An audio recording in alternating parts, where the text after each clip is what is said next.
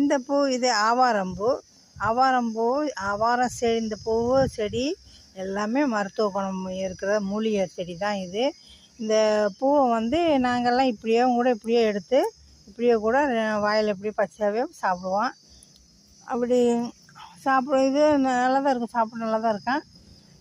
நீங்கள் உங்கள் வீட்டில் இது சுகர் இருந்தால் இதை தனியாகவே விற்கிறாங்க. இப்போ மார்க்கெட்லாம் பார்ப்பீங்களா, இந்த பூவை விற்கிறாங்க.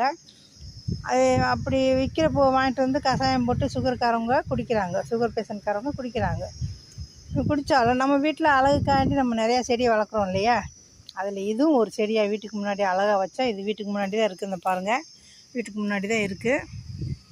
இந்த மாதிரி வீட்டுக்கு முன்னாடி அழகாக வச்சுட்டா வீட்டுக்கு அழகாகவும் இருக்கும், மருத்துவ குணமாகவும் இருக்கும். இதோட இலை காயெல்லாம் சீயக்காவோட அரைச்சி நம்ம சீயக்காய் கூட சேர்த்து அரைச்சி யூஸ் பண்ணலாம். அது மாதிரி இந்த இலை காய் எல்லாமே யூஸ்